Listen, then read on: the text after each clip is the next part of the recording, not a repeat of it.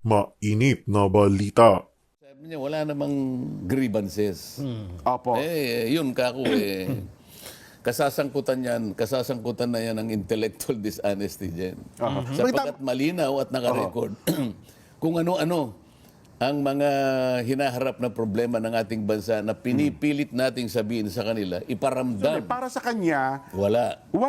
walang grievances, walang mga hinaing ng taong bayan. So hindi niya narinig yung dalawang nagsalita bago ako. Opo. O ako hindi rin niya ako narinig. Na sinabi ko, ito po yung ating pangunahing problema eh. Oho. Sa makatweet siya bilang legal counsel ng opisina ng Pangulo. Ibig mo sabihin laban siya doon sa suggestion ng Pangulo na itigil na yung mga bagay na yan. Sapagkat isa mang buhay ng Pilipino hindi bubuti dyan. Ganun ang lilitaw ko. Yun ang lilitaw. Yun ang lilitaw doon. Oho. Kasi parang hindi niya tiningnan ng lahat ng pinanggalingan. Yung premise, yung principal premise nito ay yung unang pahayag ng Pangulo sa kanyang pagbibigay ng opinion na ang bagay na ito'y walang kabagay-bagay. Hindi ba? Ngayon, kung para kay Senator Enrile, hindi mahalaga yung opinion ng Pangulo, paano ka naging legal counsel? Doon lang, inconsistent na yun eh.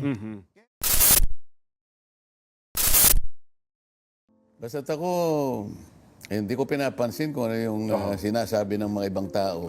Opo. Lalong-lalo na kung ang kanilang sinasabi ay pagaglahi doon sa nangyaring INC rally. Opo, yung Dahil national peace. Opo. kahit hindi natin ulit-ulitin, Jen, malinaw na malinaw kung bakit nangyari yung sama-samang pagkilos na yon. National Rally Nilinaw for Peace. natin sa mga nagsalita, yung iba pa, memorize ko pa yung mga nasabi. Opo, oho. Kami po kanya ay kumakatawan sa napakaraming bilang ng ating mga kababayan na nagnanais na tayo maging payapa bilang isang bansa. Opo. Sapagkat napakarami po nating mga problemang kinakaharap ngayon. Ano naman ang masama ron? Sinasatinig po namin. Totoo naman Jen. Opo. Sapagkat hindi lamang tayo nagsipunta ron, sabi nga natin, napakarami nating mga kakilala. Lalo na ako, nakikita ko sila. Wala akong makitang dahilan kung bakit gumawa sila ng negative na komento doon, Jen. Lalong-lalo na sa liwanag na nakasulat sa ating saligang batas, nakarapatan ng kahit sino ang gumawa ng pagkakatipon ng mapayapa and petition their government for redress of grievances. Malinaw yun, Jen. Lahat ng nakikita niya na gusto niyang ihayag sa kanyang pamahalaan.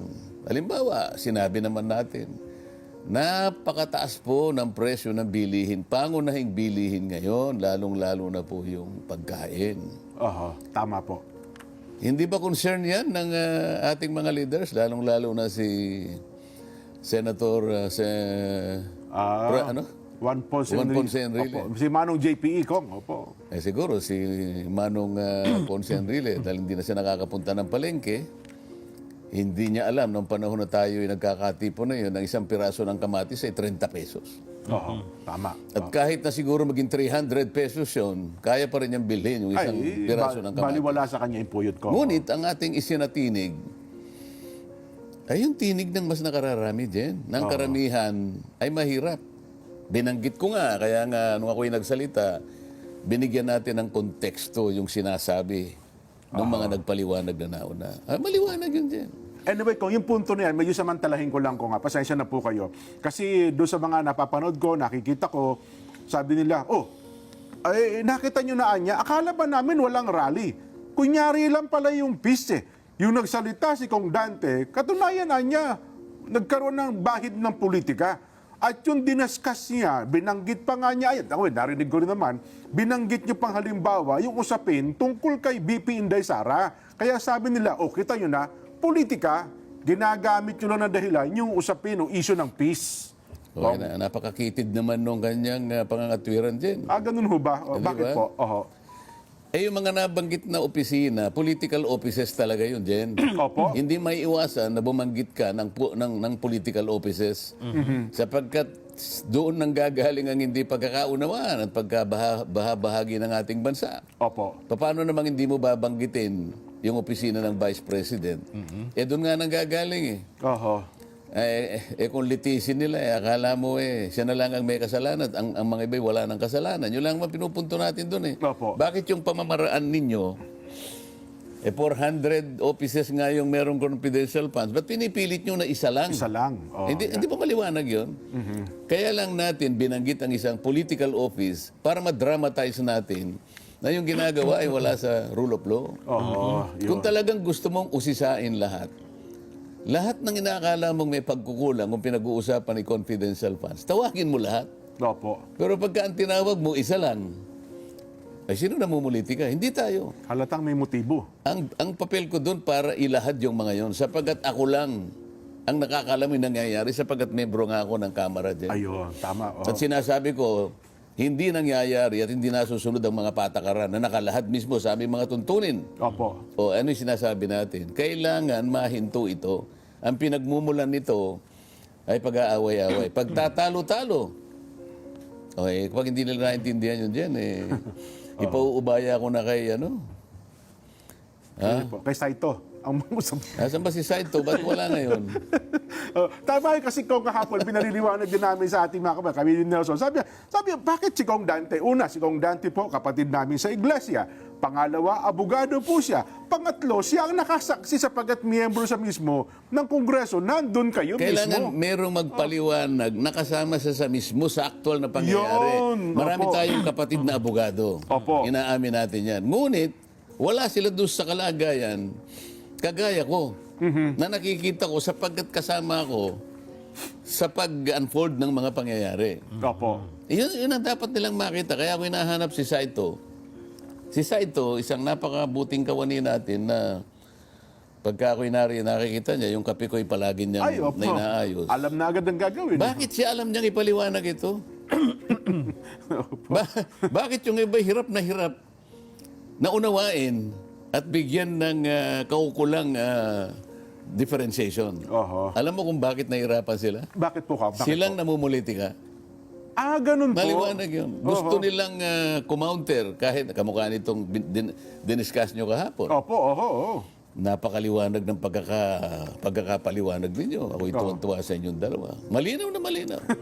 Kaya rinig, Bihira lang kayo matuwa sa amin ko nga. bibihira lang ako matuwa sa inyo. Makalayan mo nga.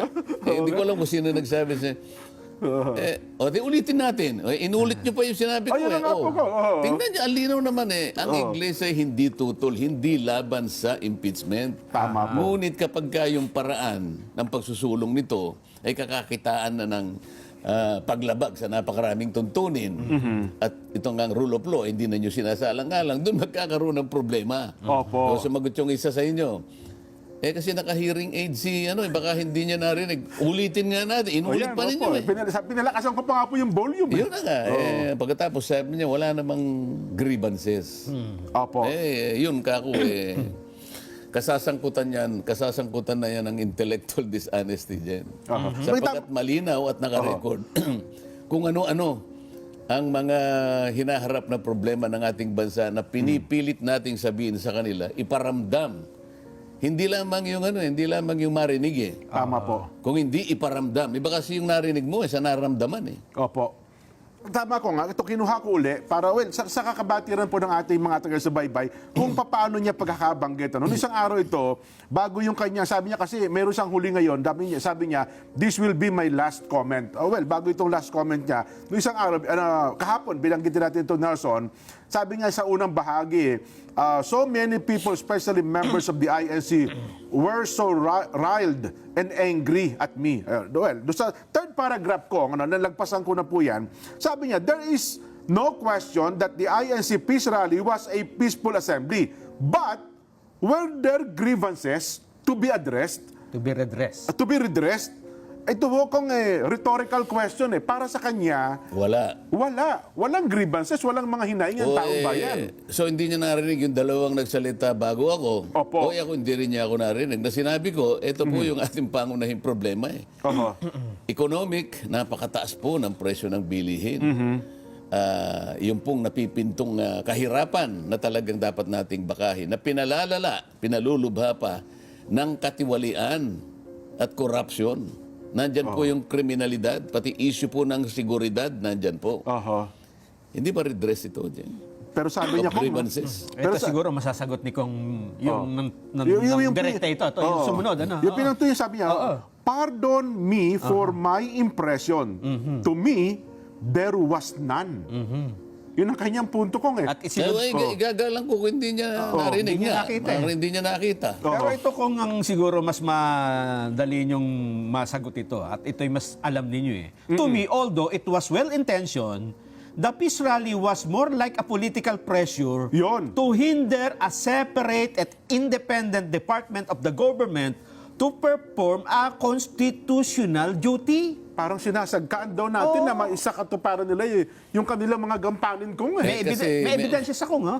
This was evident from the speeches delivered in that rally. Oh. Pero yung mga speeches na na-deliver doon sa rally, Nelson, Jen, napakalinaw. Opo. Nang pinagbatayan ay yung mungkahay mismo ng Pangulo na wag nang ituloy yung impeachment. Doon, yun ang pinanggalingan nun. Oo nga. Sa makatweet siya bilang legal counsel ng opisina ng Pangulo, ibig mo sabihin laban siya doon sa suggestion ng Pangulo na itigil na yung mga bagay na sapagkat isa mang buhay ng Pilipino hindi bubuti dyan. Ganun ang lilitaw, Kong. Yun ang lilitaw. Yun ang lilitaw doon. Oho. Kasi parang hindi niya tiningnan ang lahat ng pinanggalingan. Yung premise, yung principal premise nito ay yung unang pahayag ng Pangulo sa kanyang pagbibigay ng opinion na ang bagay na ito'y walang kabagay-bagay. Hindi ba? Isang bagay na napakalit na pinipilit yung palakihin. Di ba? Storm in a teapot. Yan, opo. Ngayon, kung para kay Senator Enrile, hindi mahalaga yung opinion ng Pangulo, paano ka naging legal counsel? Doon lang, inconsistent na yun eh. Kaya lang kung may kasunod siya at dito niya nilinaw na hindi nyo pwedeng gawin yan, ang presidente lang ang pwede. Oho. Di ba, Ano Jen? nga yun? Ito, basahin po. mo, Jen. Oh. On the other hand, the President, as the duly elected Chief Executive of the land and one of the three independent and separate branches of our government, has the power and duty to coordinate with the two other branches of government to achieve and maintain a unity and harmony in the efficient operation of the government in our society. No one can do that officially except him. Yun po. May problema yung salita na yun, Jen. Ganun ba sa isang abogadong tingin ninyo? Alam natin na yung tatlong sangay Sangay ng ating pamahalaan ay co-equal branches. Kung tawagin nga, co-equal and coordinate branches of government. Pantay-pantay sila, walang pag-uumusan. Talagang dapat magkaroon ng coordination. Ngunit nung sinabi niya na ang tanging Pangulo ang gagawa ng pag-coordinate, pagka sinabi mo yun, makikialam ang executive sa ginawa ng legislature at saka ng judiciary. Yun nga ang implikasyon nun, Kong. Coordinate branches sa sentido na silang lahat ay dapat gumagawa ng kanilang separate na tungkulin pero iisang direksyon. Opo. Ito yung pagtatanggol sa kapakanan ng bawat mamamayang Pilipino. Pero pag sinabi niyang, it is only the President which can coordinate. Hindi coordinator ang Pangulo dyan. Isa lang siya sa mga leaders ng ating departamento. Pag siyang lumitong na coordinate, patatawag niya yung mga mahistrado ng Korte Suprema, halika rito, ganito ang gawin yung pagdidesisyon. Is that the way to coordinate? O kaya tatawagin niya yung aming speaker. Itigil mo yan. Hindi niya nga pwedeng sabihin nyo, kaya sa pamamagitan ng kanyang opinion, Ayun, para opo. sa akin ganito sabi niya. Para sa akin walang kakwenta-kwentang bagay yan. It is one way of communicating the predilection of the President doon sa kanyang gustong mangyari. Hindi niya pwedeng Manduhan, ano? i-direct sabi niya, it is only the President. Dito inaamin niya na ang Presidente pwede niyang impluensyahan yung dalawang bahagi ng ating pamahalaan. Mali din yun. Oo nga. Mali din yun. Paano mo i-coordinate? Ikaw ang tatawag? Only the President. Opo. Sabi niya So, si Pangulong Marcos, tatawagin niya yung Chief Justice, halika rito, magpulong tayo. Nako. Tatawagin niya, meron siyang ipagagawa. O kaya si Speaker, halika rito. Itigil mo yung impeachment. Ganun sasabihin niya na diretsong ganun? Because only the President can do that. Sabi niya. Sabi ni Enrile. Kasi Sabi niya ganun eh. ang magiging Hindi implikasyon ba? nun po. Parang minamanduhan niya yung dalawang sangay Kaya ng nga yung pagkakalatag Oo. ng ating institusyon, kaya nga halimbawa meron tayong LEDAC eh. Yung LEDAC, ito yung coordination Opo, legislative, between executive. Opo. the legislature at yung executive. Opo. Meron ding parang LEDAC din sa pagitan ng executive at saka ng judiciary. Ang Pangulo, hindi siya actively na nagpaparticipate para pangatawanan niya yung pag-coordinate na siya mismo. Hindi eh. Oho. He is the only one. Hindi po. Oho. Marami pong gagawa niyang ng coordination para itong dalawang ito, bagamat co-equal branches of government, pero kinakailangan coordinated ang kanilang aksyon Oho. sapagkat iisang bansa ang kanilang pinaglilingkuran. Oho. E de sa kagustuhan ni Enrile na patatagin, palakasin yung kanyang argumento, This will nahulog, be my last comment. nahulog siya Opo. sa pagkakamali. Kung, O yan. Yung ito po yung huli na yan, Kong. Oo, sige, Ito basahin na mo. po yung huli Meron siya sinasabi, this will be my last comment. Opo. Ayan na, oo. On the tungkol nga po subject. sa isyong ito. We're discussing. Opo. Wala tayong magagawa kung yun lang comment niya. Hanggang doon na lang siya. Ayun na nga po kasi parang nga kung na marami daw ang nagkomento, marami Hindi, daw po ito yung nagagalit sa kanya. susunod. Opo. You have your own truth, sabi Yun, niya. yun, yun. I have my own. Yan. Neither you nor I have a monopoly of the truth. Okay. O pag-usapan natin yun. Alam mo, politika lang yung pagkakagamit ng mga ganong klaseng mga pangungusap dyan. Eh. Ganun Pag po ba? sinabi mong you have your own version of truth, I have mine, and others may have also. Oho, oho. Sa katotohanan, isa lang ang katotohanan. ay totoo naman. Totoo ho yun. oo. Kahit ano pa sabihin mong version mo, version mo yan. Pero meron talagang totoo. Hindi mo talaga? pwedeng palitan yun. Yun. Oo, ngayon, kung yun sinasabi mo, siya na rin ang nagsalita. Yan ang alam mong totoo eh. Opo. O ba't kita didibatihan? Medyo kinulang ka ng pag-assess ng katwiran. Oho. Siguro nga, hindi niya gamit yung kanyang hearing aid. Hindi mo naman sisisihin. Opo, opo. Pero, isa lang ang katwiran. Isa lang ang totoo. Yun. Sabi nga nila, Walang version.